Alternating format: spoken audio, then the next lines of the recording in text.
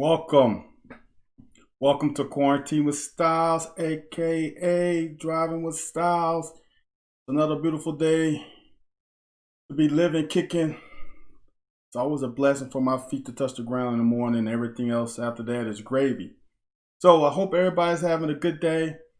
You can reach the show. You can join live by clicking on the link in my bio. You can tweet the show at bstyle17, and you can try to email the show. I'll do my best in trying to address emails at drivingwithstyles@gmail.com. Let's get this show started. I appreciate you guys for watching today. I know I'm a little late. Had some things come up, so I had to push it back an hour. And we're going to get it started with something that I saw today from my man Justin Rawling, which it pushed back some things I want to talk about. But I really want to talk about this as UK centric, and everybody knows how I feel about UK and the job that Coach Stoops is doing. So the tweet today from Justin was about what tier was this job, the UK job. What tier was it on? Was it a tier 1 job or a tier 2? And so on and so on. I'm not sure of the tiers, but I think and if you follow me, you will see my tweet. If you didn't see the tweet, then you can kind of hear me talk about it again, maybe in a little more detail.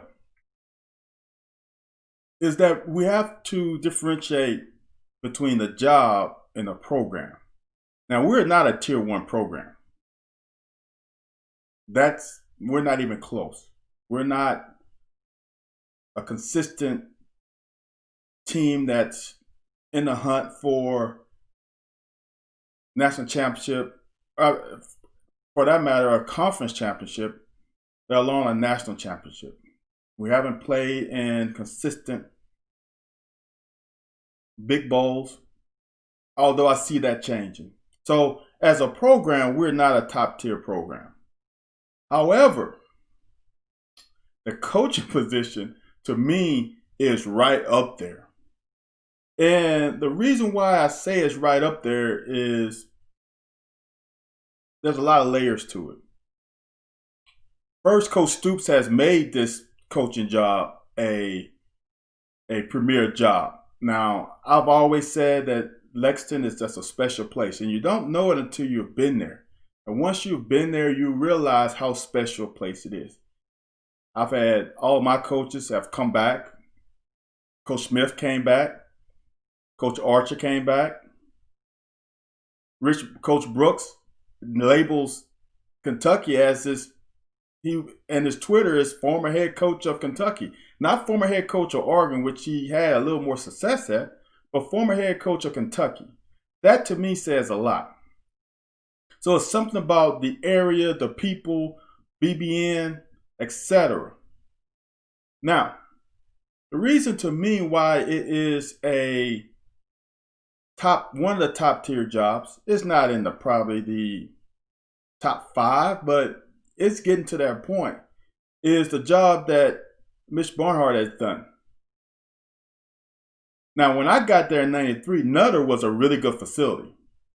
And I went on some trips. I went to Mississippi State. I went to Bama for an unofficial visit. I went to Ole Miss. I went to some places in conference. And we had one of the better facilities at that time. Now, we stayed with that facility a little too long. But in 93, that was one of the best facilities. And now we have facilities that rivals anyone in the country, not just in the SEC. That is one thing that makes it a great job, because now coaches don't have to worry about recruits putting their team down a notch because of the facilities. I'm telling you, the facilities we have, I don't know if there's too many that the facilities are right across the street from the stadium. And not even right across the street. That's a stretch. You can you can spit almost from the entry of the facilities to the stadium. So from game day, your walk, we do a Wildcat walk now just to do it because of tradition. And that Wildcat walk is to the facility, which they will already, in essence, be at the facility. They park the bus, and the bus is what? Across the street from the facility? When I played, we had to walk from Nutter. That's where our locker room, our training locker room were. These guys' training locker room, in-game locker room is right across the street. Doesn't seem like a big thing, but it's big. And the things they have in their locker room, the nutritionists, the food, the availability of you get meals whenever you want, 24/7. Meeting rooms. They have an amazing cold tub. They have a barber chair. All these amenities is stuff that gets high school players excited and want to come to your program. So not only do we have the facilities, whomever is Coach Stoops' agent is brilliant. To add a year onto your contract for winning 7 games is huge. And it's not just huge for the coach, it's huge for the incoming high school seniors, the incoming freshmen, how you want to say it, to know that they have a real good likelihood of their coach staying for their next 4 or 5 years. They're going to be on campus. Coaches can't recruit against that. Coach Kiffin can't say, well, Coach Stoops he only has a 1 year left on his contract, and you don't know if he's going to be there, or, I just signed a new 4 or 5 year deal, whatever contract deal length he signed, and I'm going to be here for your entire college career. Even though Coach Kiffin is known to hip hop when he finds a better opportunity. That is huge. You create these relationships that we have created and are creating with these high school prospects and their parents, and the proof is in the pudding. Because we have stayed here, and the coaches have stayed here. Coach Grant has had opportunities. Coach Morrow has opportunities. Cleanscale apparently had opportunity at Michigan State, and they're all staying. That's huge. That makes that job, it raises to another level as far as the tiers of good jobs, because you're keeping all your coaches. The administration is willing to back you, pay your assistants, give you the uniforms and all the other stuff that 17, 18-year-old kids like to see. On top of that, quite honestly, there isn't that much pressure. Coach Stoops didn't come after a legend.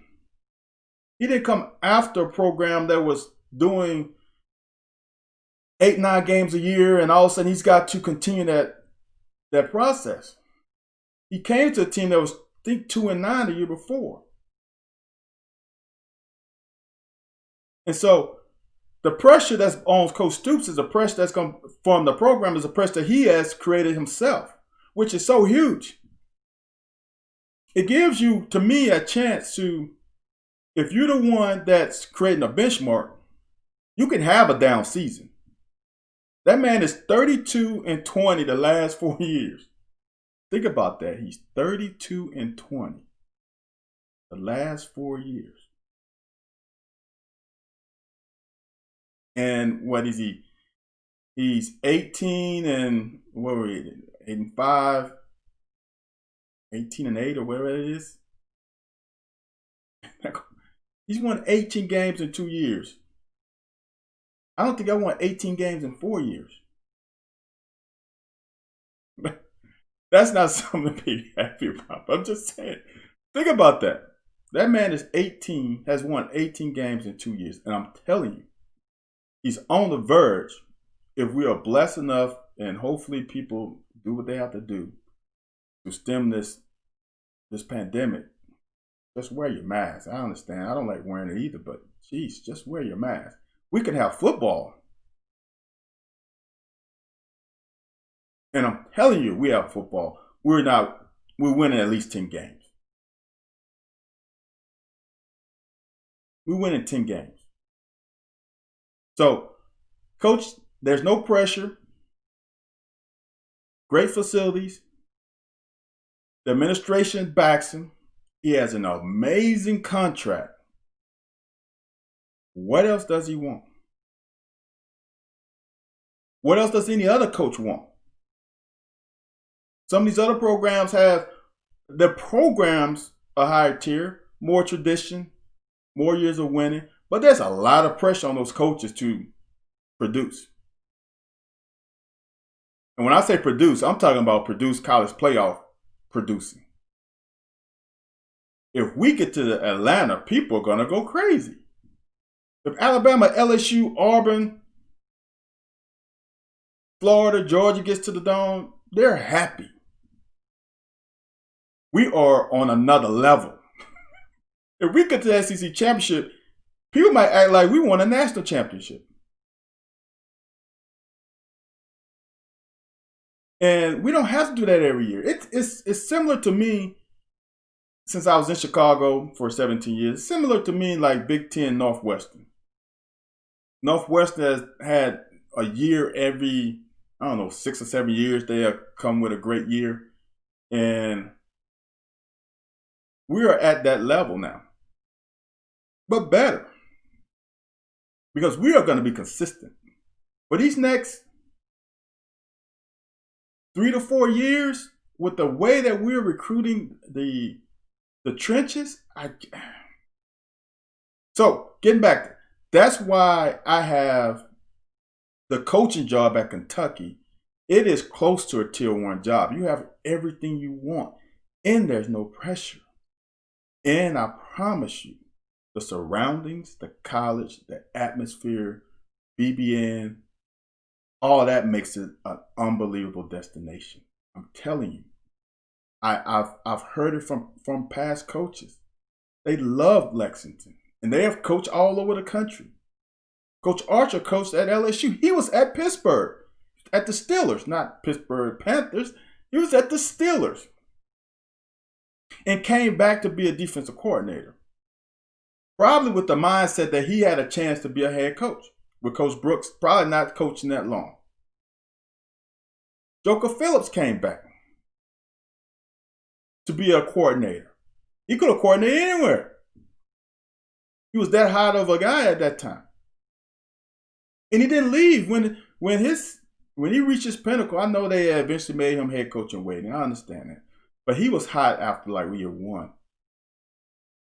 And he stayed. Because there's something, I'm telling you, there's something so special about the area.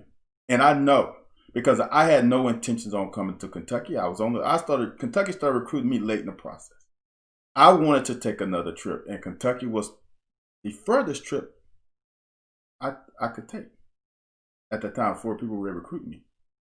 So I took the trip just to take it. But once I landed in Lexington, it was just something about it, man. And I'm gonna tell you, I didn't have I've said this before, I didn't have a great host, and took me to some crazy places and opened my eyes. It was just everything else. The feeling, the vibe, the campus, the cats, everything. It felt like home. So I made a decision to come. And I'm telling you, you get these kids on campus, it's something special. So not only are you getting the kids on campus, you have Coach Stoops also has a great coaching staff. I said today is probably one of the best. Not only do we have great coaches, as in teachers, they're also great recruiters, which means to me that they are great men. You know why those two correlate? Because when you get into someone's living room, family room, wherever they host you at, a lot of parents can tell if you're faking the funk. A lot of these players can tell if you're faking the funk.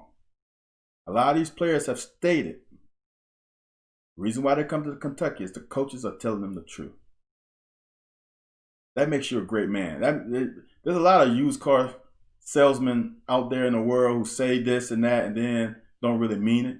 But I have a feeling that these coaches are being completely honest as much as you can.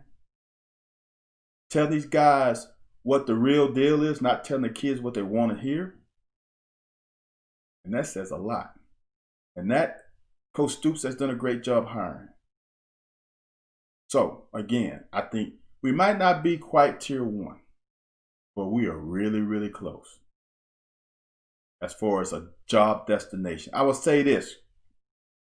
If Coach Stoops leaves and goes to the pros or Ohio State, etc., which I just don't see it happening. I don't see him leaving. But let's say he leaves. I don't think we'll have a problem finding a new coach because we have shown that we support our staff. We have shown we are not scared to spend money. We have shown that we are not scared to up the ante on assistants if they have another program that's hunting them down. So for me, that's why we are there. It is a combination between Big Dog, Coach Stoops, and more importantly, Mitch Bernhardt.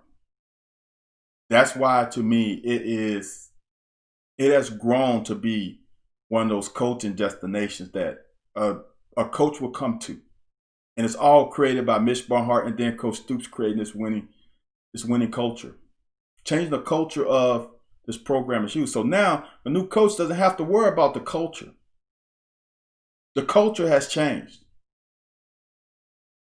Now all he's got to worry about is coming in and assembling a staff that can win ball games. I hope that never happens, at least not anytime soon. But I'm just saying, if it had to, we're in a position in the program history to find another coach, top coach, to come here.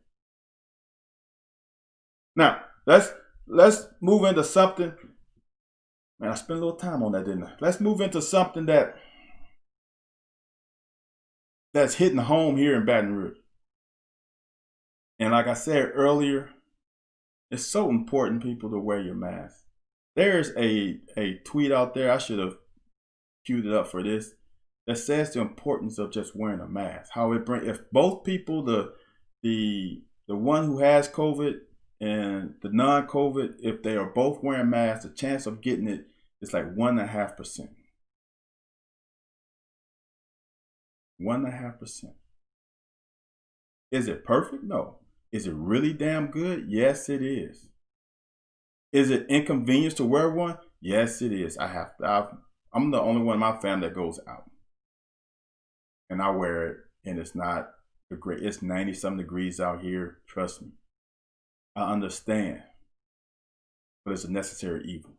So, at LSU, if you've ever been to LSU campus, there is a little area not that far from campus that's called Tigerland, and they have a few bars, restaurant across the street. I think Walk-On's is across the street, which is I think Drew Beach co-owns it. And students went there, I think it was last weekend. Not this week. Was it? I can't remember. This weekend or last weekend. And 100 people got infected. And 20 to 30 of the football players were there, and they were infected, which then affected the preseason program.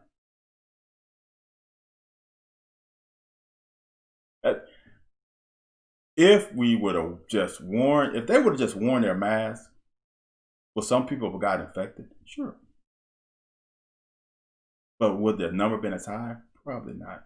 And the scary thing about it is I think it's a 14-day incubation period. So it could happen. We can find out more now.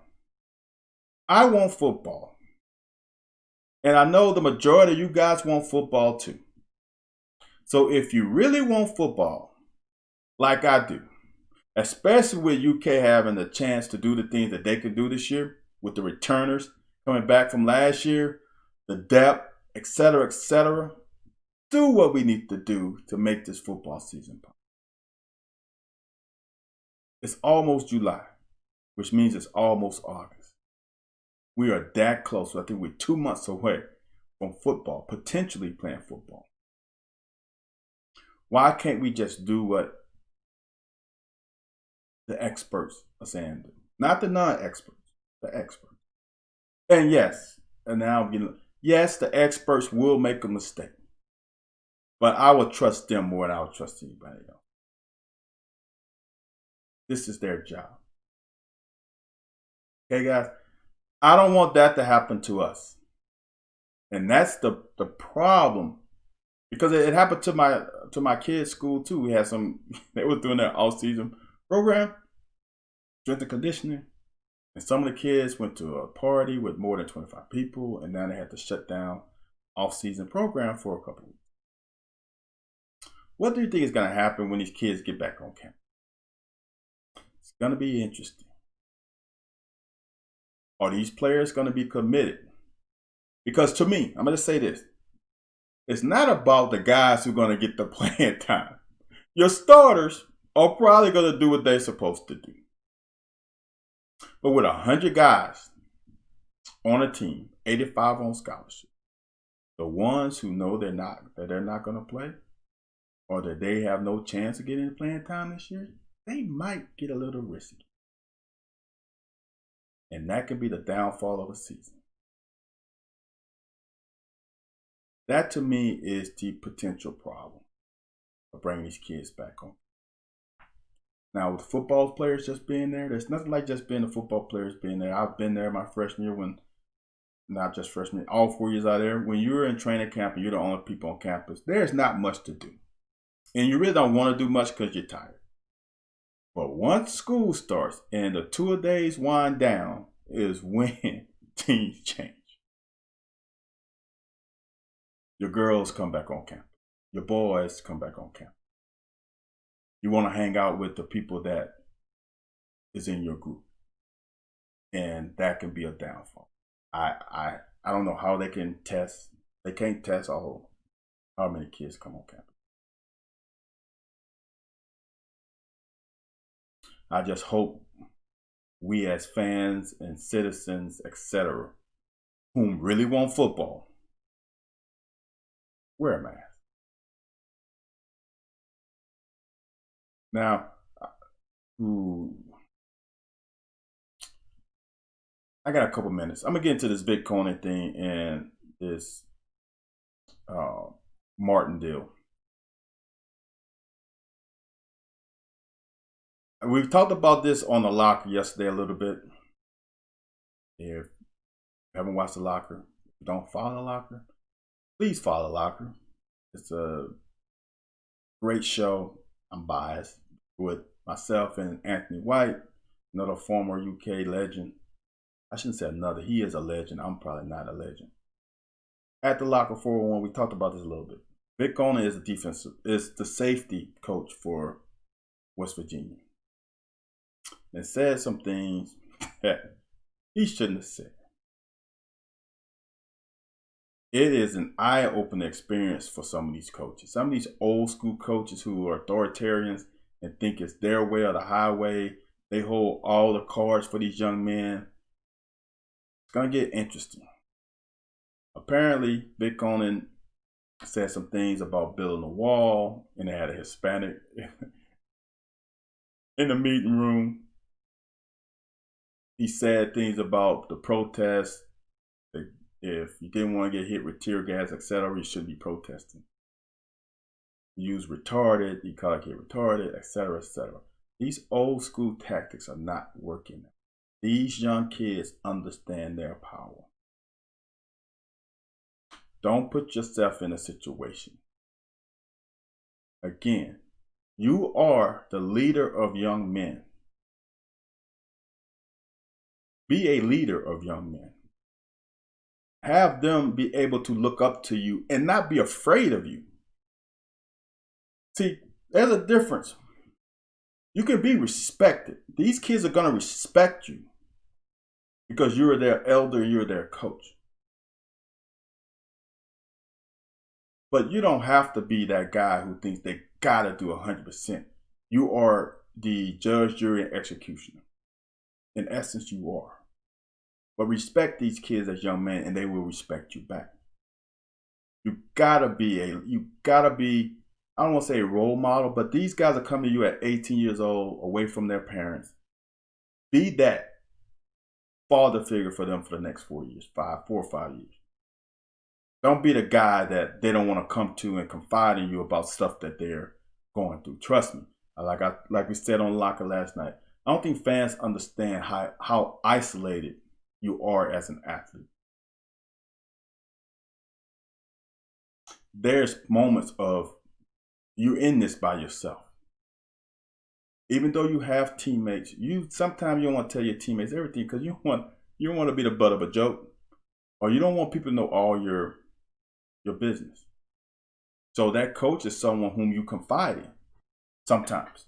If he's that guy, if you respect him, you would tell him information that you wouldn't tell anybody else.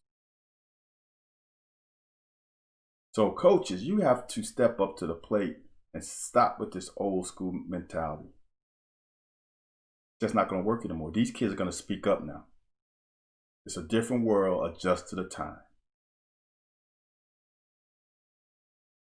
Simple as that in my eyes. Okay. Now we're going to get into video of the day. Kind of crazy. All right, here it is.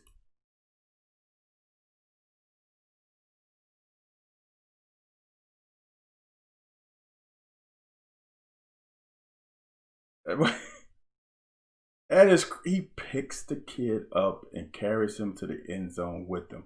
That I've never seen that in my life. Now, how do you think number 2 feels right now?